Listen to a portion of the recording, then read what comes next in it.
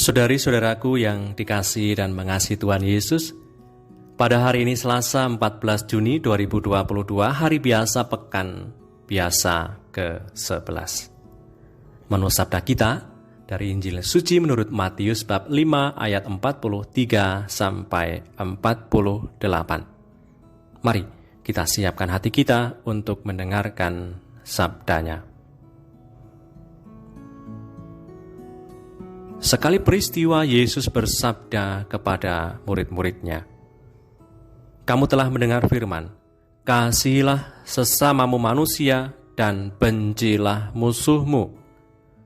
Tetapi aku berkata kepadamu, kasihilah musuhmu dan berdoalah bagi mereka yang menganiaya kamu. Karena dengan demikianlah kamu menjadi anak-anak Bapamu yang di sorga, yang menerbitkan matahari bagi orang yang jahat dan orang yang baik, dan menurunkan hujan bagi orang yang benar dan orang yang tidak benar. Apabila kamu mengasihi orang yang mengasihi kamu, apakah upahmu? Bukankah pemungut cukai juga berbuat demikian? Dan apabila kamu hanya memberi salam kepada saudara-saudaramu saja, apakah lebihnya daripada perbuatan orang lain? Bukankah orang yang tidak mengenal Allah pun berbuat demikian? Karena itu, haruslah kamu sempurna, sama seperti Bapamu di surga adalah sempurna." Demikianlah sabda Tuhan. Terpujilah Kristus.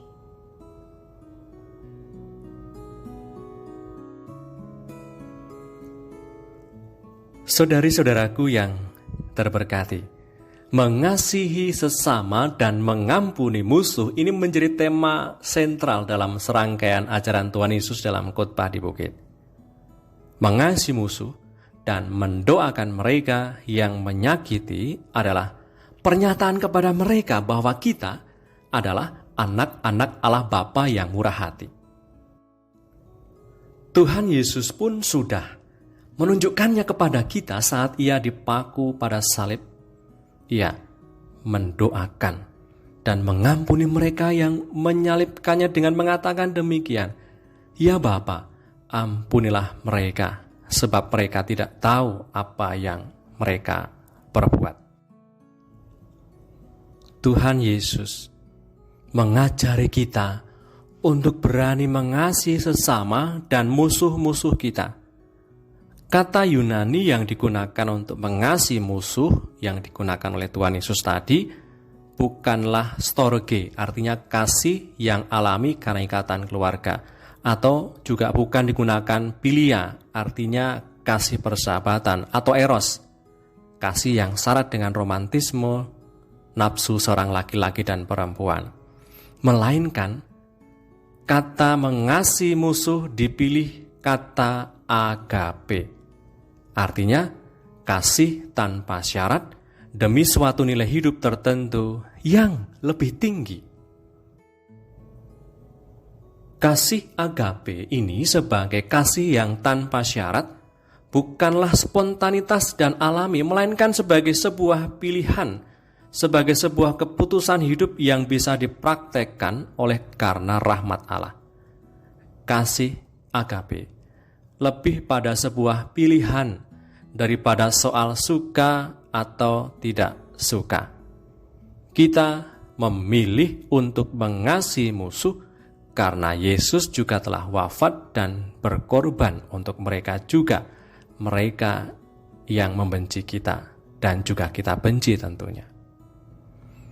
Semoga saudara-saudariku yang terberkati, sikap belas kasih yang kita tunjukkan terutama kepada mereka yang adalah musuh kita atau yang pernah melukai kita, yang kepadanya kita pernah memiliki dendam, menjadikan mereka sungguh bisa mengalami dikasihi oleh Tuhan dan melunakkan hati mereka yang keras. Marilah berdoa. Dalam nama Bapa dan Putra, dan Roh Kudus. Amin. Tuhan Yesus yang Maha Kasih, kasih-Mu nyata dalam korban-Mu di salib. Korban-Mu yang sempurna di salib menghapuskan dosa-dosa kami dan menjadikan kami layak disebut sebagai anak-anak Allah. Semoga kami semakin hari semakin berkembang dalam kasih, mau berkorban demi sesuatu yang benar dan berkenan di hati-Mu. Sebab Engkaulah Tuhan dan pengantara kami, yang hidup dan berkuasa bersama Bapa dalam persekutuan Roh Kudus, kini dan sepanjang masa. Amin. Berkatalah yang Maha Kuasa turun atas kita semua, Bapa dan Putra dan Roh Kudus. Amin.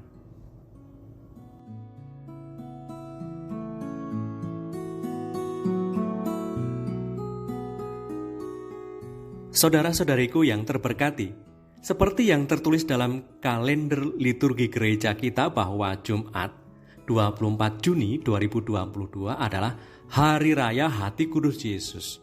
Maka, sebagai persiapan kita menyambut Hari Raya itu, saya mengajak Anda semua mengadakan novena Hati Kudus Yesus mulai hari Rabu 15 Juni 2022 sampai dengan Kamis 23 Juni 2022. Selamat bergabung dan Tuhan memberkati kita semua.